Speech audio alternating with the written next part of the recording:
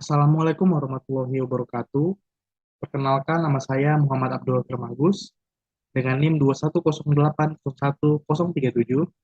dari Prodi S1 Fisika Fakultas FIPA Universitas Sumatera Utara. Pada hari ini saya akan membawakan video pembelajaran dari Fisika Mekanika yang berjudul Pengaplikasian Mekanika terhadap Mesin Genset di Masyarakat dengan dosen pengampu yaitu Pak Sultan. Ya, sebelum kita melanjutkan apa itu fisika mekanika dan bagaimanakah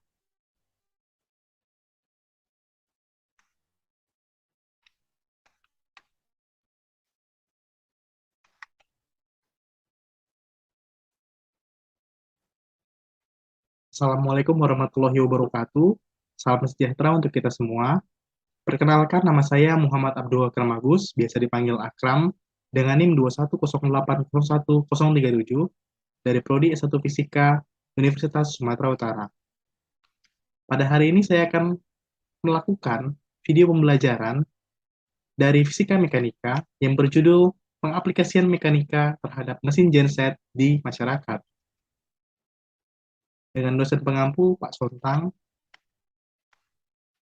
Ya, sebelum memulai video pembelajaran ini, ada satu pepatah dari Albert Einstein yang mengatakan, "There is motive force more powerful than steam, electricity, and atomic energy, the will." Yang artinya itu ada sesuatu yang lebih daripada uap, listrik, dan energi atom, yaitu adalah kemauan. Ya. Topik pembahasan kita pada hari ini, yang pertama itu, apa itu mekanika?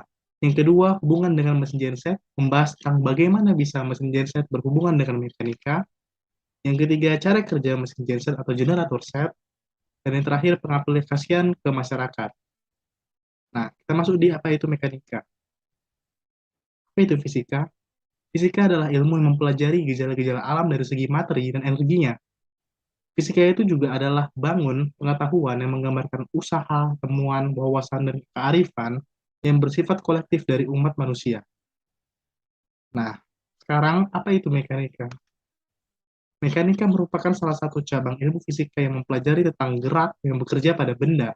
Materi terbagi atas sub pokok materi yang terdiri dari statika yang mempelajari benda hitam, kinematika yang mempelajari benda bergerak, dan dinamika yang mempelajari benda yang terpengaruh oleh gaya. Kemudian hubungan mekanika dengan mesin genset. Sejarah genset, terlebih dahulu kita akan membahasnya. Nah, sebelum genset dikenal luas, genset ini awalnya ditemukan oleh dua orang. Yang pertama adalah Michael Faraday, ini dia orangnya, dan juga Rudolf Diesel. Pada tahun 1831, Faraday menemukan induksi elektromagnetik yang kemudian berkembang menjadi generator modern.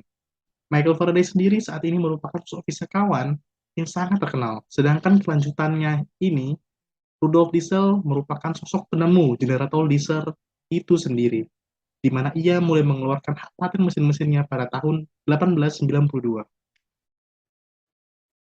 Tadi kita sudah membahas sejarah genset. Kita ingin tahu apakah itu genset. Ini dia gambarnya. Genset ini sering disebut juga dengan generator set, karena di dalamnya terdapat paduan dari dua jenis perangkat berbeda, yaitu mesin dan generator. Mesin di sini berfungsi sebagai pemutar dari generator itu sendiri, sehingga menghasilkan induksi elektromagnetik yang dihasilkan dari perangkat generatornya. Maka bisa dibilang genset ini merupakan mesin listrik yang digunakan untuk mengubah energi mekanik menjadi energi listrik. Tadi sudah ada kita membahas tentang genset. Rumus yang kita pakai adalah, salah satunya adalah rumus daya listrik, yaitu P sama dengan I kali V.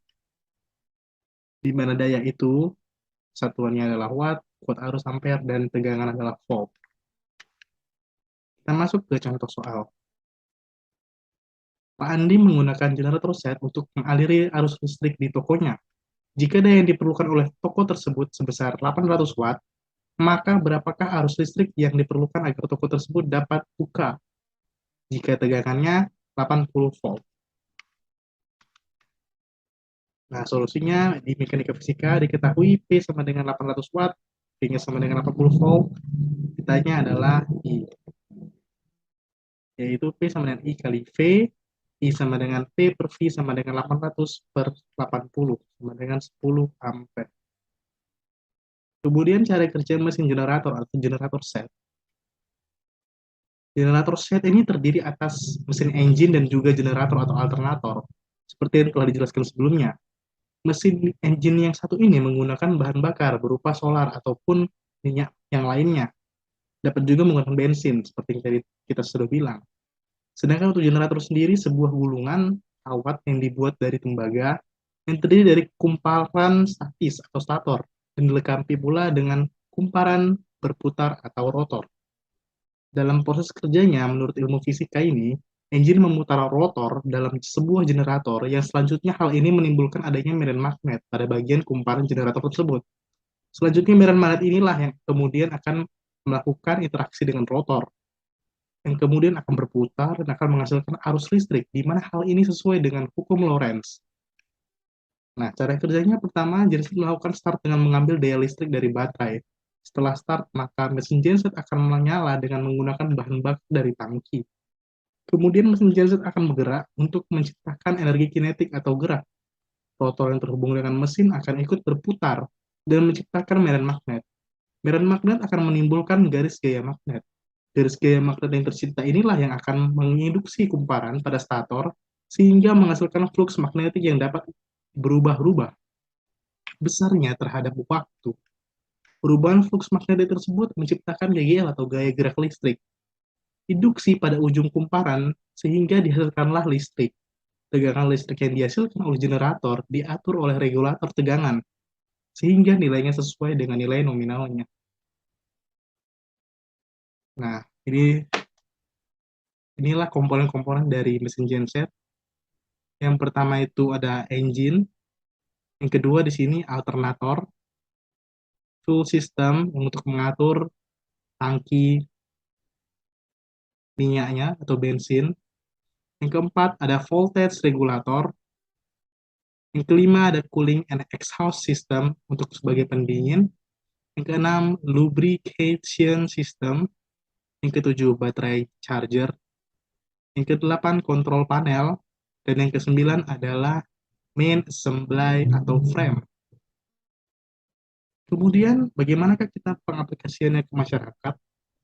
Nah, sehubungan dengan belum maksimalnya pemanfaatan teknologi tersebut, maka sering dijumpai bahkan sering terjadi pemadaman listrik secara bergiliran. Lebih parah lagi pemadaman secara mendadak yang bisa menyebabkan kerusakan pada perangkat-perangkat elektronik di kalangan pengusaha. Pemadaman seperti ini adalah momok yang paling dibenci oleh proses produksi akan terhenti. Mereka akan menderita ketika pemadaman listrik itu terjadi. Maka dari itu penggunaan mesin genset ini adalah solusi dari masalah tersebut.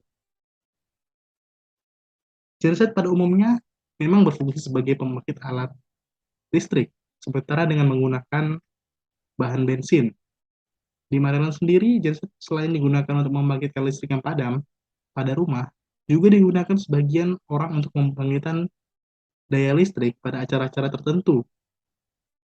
Nah, juga biasanya sering dipakai oleh pedagang, di mana pedagang biasanya menggunakan untuk menghidupkan lampu ataupun membantu menghidupkan alat-alat yang membutuhkan listrik, seperti alat pengukur kelapa, mesin pompa air ikan, blender, dan lain-lainnya. Dari semua masalah di atas, genset merupakan alat yang bisa kita gunakan untuk kehidupan kita sehari-hari.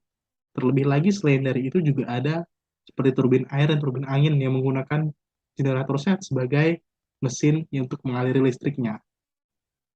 Baiklah, demikian video pembelajaran dari saya. Jika ada salah-salah kata, mohon dimaafkan. Wassalamualaikum warahmatullahi wabarakatuh.